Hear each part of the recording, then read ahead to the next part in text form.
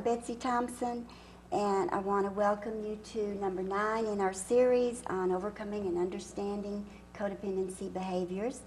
Our lesson today is going to be on self-esteem. In Matthew 22, we read, "Love the Lord your God with all your heart and with all your soul and with all your mind. This is the first and greatest commandment. And the second is like it. Love your neighbor as yourself. All the law and prophets hang on these 2 commandments." And so God gave us permission to love ourselves. Not only permission, but commanded us to love ourselves. Self-love is the prerequisite and criterion for our conduct toward our neighbor. It is the measuring stick for loving others, which Jesus gives us. I have Sharon with me. Welcome, Sharon. I appreciate you being here. If you'll remember on the lesson on feelings, we talked about you must get in touch with your feelings from the past before you can move forward. Before you can do the lesson on self-esteem, you must have done some of that to some degree, because before moving ahead and raising our self-worth, it is necessary to become fully aware of our reality and the forces of our past which have held us back, because you cannot give energy forward and backward at the same time. And so if you're pushing forward on your road to recovery and you're trying so hard to overcome the past and get on with it and get over it, but you haven't dealt with things from the past, you cannot do it. It will hold you back. In one of the earlier lessons, we have an exercise to do, and we suggest that you write down the way you see your past, if you remember that lesson. Yes, I do. And then we have you write down the way you wish it had been in your past. And then by that time, you've really done some deep thought and some deep thinking, and then write down the way your past really was. And it will usually be very different from the first time you wrote it down, because you won't tend to overreact to incidents in the past as much. And you do the same thing with your present circumstances. Write down the way that they are, the way you see them. Write down the way you wish they could be. And then write down, get into reality, and write down the way they really are. And when you have done some of these exercises, then you can start working on the lesson of self-worth. Okay, Betsy, what is self-esteem? Self-esteem and self-worth are what you think of yourself. And it requires a basic self-love, a basic nurturing, caring for yourself. A person who has a good self-esteem or good self-worth will not stay in abusive situations. They will not stay in bad relationships. They will not allow themselves to not eat properly, to not get the right sleep. They will take care of themselves. They will have fun. They will have a balance of work and fun. They will have good friends around them. This is a person with good self-esteem. Are we born with this behavior? Unfortunately, we are not. Okay. Unfortunately, self-worth is a choice, not a birthright. We are not born with a high self-esteem. If we were not raised in a family that gave us the tools that we needed to learn to take care of ourselves, to learn that it was okay to care for ourselves, then we won't come out of that family with a high self-esteem. We have to choose to find that on our own, to find the answers. Okay. There are 3 giant steps to take if we want to develop high self-worth. And the first one is to remove the toxic substance or behavior, and we're going to talk about that in detail in a minute. Okay. Number 2 is to look back and make new choices about old messages and feelings. And there we go, right back to lesson 2 again on feelings. We have got to learn to get in touch with our feelings from the past and our present feelings. So feelings and self-esteem, it all goes together? Yes, feelings are very important with self-esteem. We must develop new behaviors and feelings that enhance a growth of self-worth. And so as we get on the road to recovery and we develop new behaviors and learn to have healthy feelings, we will automatically begin to get some self-worth. Okay, what do you mean by remove the toxic substance? Okay. Codependents have addictions. They have either addictions to drug and alcohol and cigarettes, or they may be addicted to people, to relationships, to food, work addictions. Any kind of addiction that you have becomes toxic to the person that's addicted.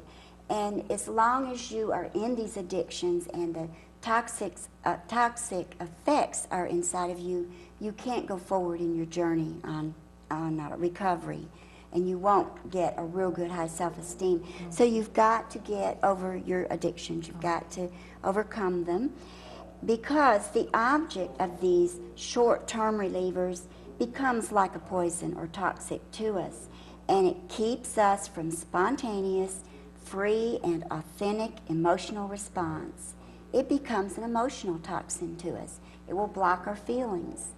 Oh, you're saying it'll keep us from thinking? It will keep us from thinking healthy thoughts. Okay. And also, each person's, we've said this before, each person's recovery is their own journey. It will be up to you to surround yourself with people who will support your journey. You may have to find new friends. You can't stay friends with your old addiction buddies, because they will want to drag you down with them. Okay. The second one is look back and make new choices about old messages and feelings. Now, there is a warning about feelings. We talked a lot about getting in touch with your feelings and expressing your feelings and choosing appropriate actions from your feelings. But just expressing your feelings does not automatically cure bad feelings. So in other words, venting your rage to the universe might make you feel better for a while, but by itself, ventilation is no cure-all for the depression of stuffing your feelings. So we have to go a step further and learn how to express our feelings and take action for them, take the appropriate action. Okay, Betsy, where does low self-esteem come from?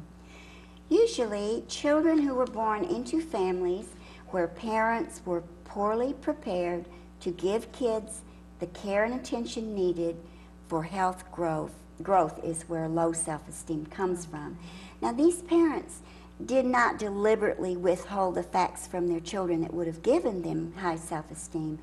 They may have been too busy establishing their own worth. Oh, so they're not responsible for their kids having Well, it was low not deliberate. They are responsible for it, but it was not probably a deliberate act. Some of them were children themselves. Some of them were born to parents who were unsure of their own worth. And so it's passed down from generation to generation. And of course, we've talked about, this whole series is about breaking the cycle, about learning new ways of coping, new behavior ways, and teaching these to our children, even our adult children, and breaking that cycle. And so in these particular families where parents don't know how to have good self-esteem, children grow up too fast. They become adults very young because they're forced into an adult world. It is a fact that emotionally repressed and stoic parents tend to produce emotionally repressed stoic children. Okay, can you explain that to me? Parents who had very rigid rules in their family, the children will grow up and they will have rigid rules in their adulthood. They may have different rules from what their parents taught them, but they will grow up to be very rigid. Not just by the rules they were taught in their childhood, but simply by the example that their parents, that has been their role model, and they will tend to take on the same role models that their parents gave them. A child in this environment begins to fear feelings and emotions and tries to develop ways to control feelings. And this is another way that children grow up to be adults and don't know how to feel their feelings and how to express them. The possibility of denying our true feelings and our truth is a common problem for children who lived in troubled homes. Not being able to feel is the breeding ground for low self-esteem. So it's important to feel your feelings. We've got to if we want to recover from codependency. But we have talked about that low self-esteem usually will come from our parents. If our parents had a low self-esteem, they had nothing to pass on. It may have come from their parents, but our purpose is not to blame our low self-esteem on our parents, because often parents themselves were not given healthy doses of self-esteem. Their own parents may have suffered from poverty or persecution or oppression or prejudice or abandonment. There were probably very good reasons that they didn't have the tools to give us. They may have been poorly educated. They may have been barely literate, chronically ill, physically handicapped. We don't know what reasons they didn't have the information to pass on to us. But we do know that they tried to do the best they could for their children. They just didn't have the tools it took to give their children an atmosphere that promoted the development of high self-worth. But the cycle can be broken. The cycle can be broken. One of the best ways to break it is to have this information, to realize, to go back and think about our parents, where they came from, what their childhood was like, and how they got to where they were, and then we can start making changes. We know that our parents were ordinary human beings. They had problems of their own. They were not the villains of our past. We will be copping out if we blame our past on our parents. It's our responsibility to heal from our past. Low self-esteem tends to be part of the package when one has come from a dysfunctional family. A family where expectations are rigid and unreasonably high, where rigid rules, not emotions, were valued. People from such families stop developing emotionally at an early age. They were not allowed to be children. They were not allowed to express childish emotions. And now that they're adults, you would be surprised how many codependents are very, very successful professional people. Outside, they appear to be mature adults, but inside, they suffer the vulnerability of a child. So they're hiding their feelings. Still going through adulthood, hiding their feelings from childhood. You would be surprised how many adult children of alcoholics identify with this feeling of being totally grown up, totally mature, functioning in an adult, mature world, but inside feeling like a little child. They're going through life guessing at what normal is because they feel like a little child, but they know they're an adult, and they've got to act like an adult. And they can get in touch with these feelings, get some healing, and catch up and become adult inside. Okay, so they are confused. Yes, very confused, like a little child. Codependents tend to live in the past or in the present rather than, in the past or in the future rather than in the present. In other words, they're always living in the past thinking, if only he hadn't so-and-so, if only my dad hadn't drank, if only my mom had been there for me emotionally, whatever it was wrong in their past. Why can't they deal with the present? Well, because they have not gotten in touch with their feelings from the past and worked through them. Okay. Or they may be living in the future, if only. Everything would be great right now, if only he would not come in and occasionally beat me, you know.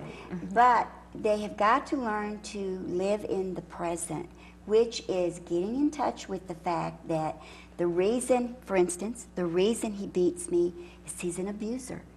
And he's probably not going to change, so I've got to make a decision what to do about this.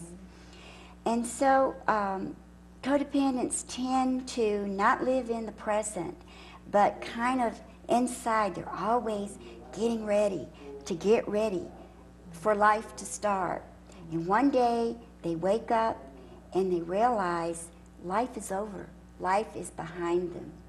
And they let it go by, waiting for life to start by not getting in touch with their present circumstances. Codependents need to learn that this is it. Whatever's happening in your life at this moment today, this is your life. The show is on. The rehearsal's over. Life is here and now. Oh, so they need to start taking control of their own lives. Yes, exactly. Work through the control lesson and get over controlling others. To grow in self-worth, we must give up the fantasy of our memories and the convenience of seeing our past as all good or all bad, because probably there was some good in the worst past. There were probably some good things in it. So as we work through that lesson on feelings, and as we work through that exercise of writing down your past as you remember it, then writing it down again the way you wish it were, you will begin to get away from seeing it as all bad or all perfect, because nobody had a perfect past. And we will begin to see it in reality, and that's what we want to do, is just get in reality. Face reality. Yes. Okay. To develop a high self-esteem, we're going to have to make some tough choices. And one of the toughest will be to look for the truth in our growing up years and find our own sense of reality. We're going to have to give up the fantasy of possibly believing or remembering that there was one bad person in our life and blaming everything on that one person, or maybe attaching to a person in our life and thinking if it hadn't been for them, they never did anything wrong. We're going to have to give up that fantasy and just get in reality about whatever it was that happened in our past. And the last step was we will need to develop new behaviors and feelings that will enhance growth of self-worth. Oh, does it take time to develop these new behaviors? It certainly takes time. It is a lifelong journey. By the time you've worked through these 8 lessons before this one, you will begin to have a little self-worth. You'll begin to get an inkling of what self-worth is. You'll begin to want to take better care of yourself. You'll begin to want to get out of some of the abusive situations you're in. You'll begin to want to be around healthier people. And so even without you realizing it, self-esteem will have begun to set in. Oh, so it'll start creeping in naturally. Yes, creeping in. So while situations and feelings may be old, they're not forgotten. They live on in our attitudes, our thoughts, and our feelings. And they affect our day-to-day current relationships and choices.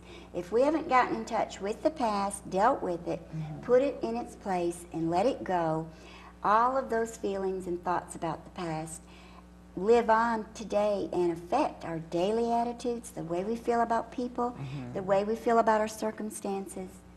And we want to work through that and let it go, and then self-esteem can grow inside of us.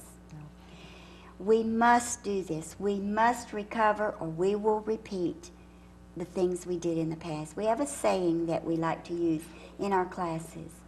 If you always do what you've always done, you'll always get what you've always got. And so people that come to me and they say, all I've had is bad relationships, I just go from one to another. They're always doing the same things. They're not making any changes. They're looking for the same types of people. And as long as they always do what they've always done, they're always going to get what they always got. Okay, so they just looking for the same type of person. Without realizing it. Okay. Another saying that we have that we enjoy saying is, the main thing is to keep the main thing the main thing. Okay, What so stay that means, focused. yes, exactly, Sharon. What that means is stay focused on your recovery. And if we hang these up on our wall or on our refrigerator, keep these little sayings in sight, it helps us to remember. I don't want to always do what I've always done. I don't want what I've always had. Or I need to keep my focus on my recovery. And so we do not have, as we look back on possibly abusers in our life or our past, some bad things that have happened in our past, we do not have the knowledge to sit as judge, jury, and executioner over people who may have hurt us in the past. Remember, we don't know what made them do it. We don't know what was going on in their life. Only God knows this. We relieve ourselves of the burden of carrying around hurt, anger, pain, and loneliness. So we should just let it go? Once we get in touch with it and put it in its perspective, we quit blaming the other person. We may never forget it. We can't wipe the memory from our mind, but we quit blaming other people so we can go forward. We give someone else the freedom to live their own life, or sometimes to rest in peace. Sometimes our abusers are dead, and yet we still hate them for what they've done. We forgive them and let them rest in peace.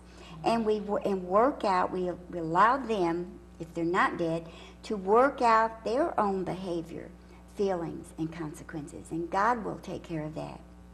We learn to feel our feelings. There we go again. Okay. Feel our feelings from the past and the present and deal with them. Okay. It's interesting how all these lessons interrelate, and yet they all come from different publications. We learn to forgive. Forgiveness is a gift. And the first time I read it, I said, yes, that's wonderful. That just is such a freeing statement. And then I went on and finished reading it, that we give ourselves. And it's very humbling. When we forgive our abusers, we have given ourselves a gift. We have released their control over us. It's true that maybe in our childhood, for instance, Dad should have been able to pay more attention to us kids. Mom shouldn't have been so uptight all the time or whatever, but we learn to forgive. Now, be aware that on paper, this sounds easy. Sounds easy for you and me to be sitting here talking about it. In reality, it is very hard, but it can be done. We will face many barriers and pitfalls on our journey to self-esteem. People are going to come along, and they're going to try to stop us. They're going to try to pull us back into old ways, but we can do it.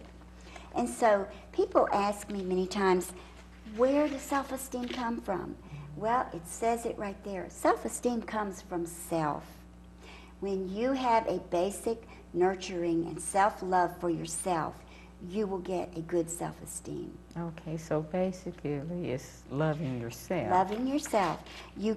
Someone else cannot give you self-esteem. They cannot give you It comes from within. Right. Okay.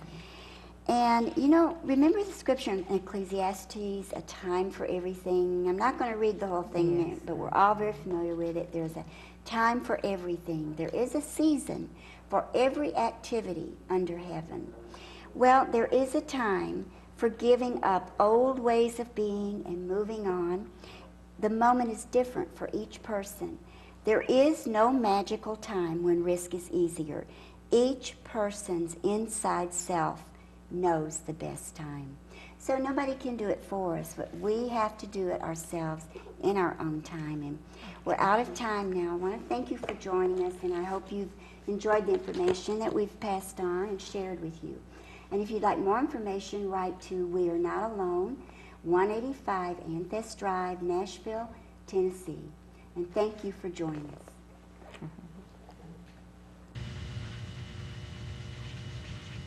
Hi, I'm Kevin. This is Kevin's Corner. These are my friends, Mario, Eric, and Caress. Our story today is going to be self-love. Betsy? Thank you, Kevin. Self-love is one of the most important lessons in life. God gave us permission to love ourselves when He loved us first, and when He loved us enough to give us His Son. Let's hear the story on self-love about Jamie. Jamie, how did you skin your arm? Asked Mother. Oh, Mommy, that mean boy at school pushed me down. He pushes around everyone. Why does he do that, Mommy? No one likes him, and he doesn't like anyone. Jamie, he may not even like himself, said Mother, and that's why he can't like anyone else.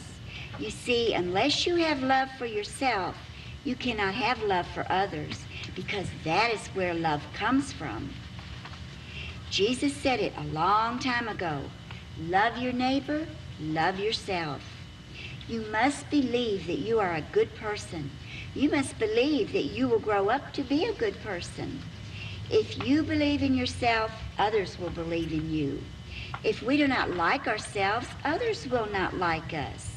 God made us. God loved us. God made it okay to love ourselves. Mother went on to say, the boy at school that pushes everyone around, he doesn't know that it's all right to like himself. He doesn't know that if he likes himself, others will like him too. Jamie was so glad to learn why the mean boy acted like he did. He said, I'm going to try and like that mean boy even though he doesn't like himself. Thank you, Mommy, for helping me understand the mean boy better.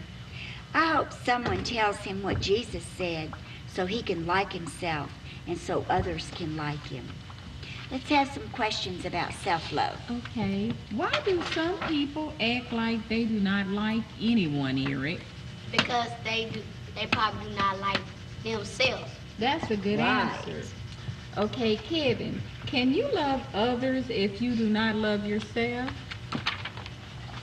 No, Jesus knew that long ago when he said, love your neighbor, love yourself. Oh, a good answer, Kevin. Mario, why can't you love others if you can't love yourself? Because that is where love comes from inside you. Thank you so much for joining us with our Jamie stories. I hope you've enjoyed them, and I hope that we'll see you again soon with another series of stories. Thank you, Kevin, for coming by. Let's see your pictures. Beautiful. Thanks for coming to Kevin's Corner. See you next time. See you next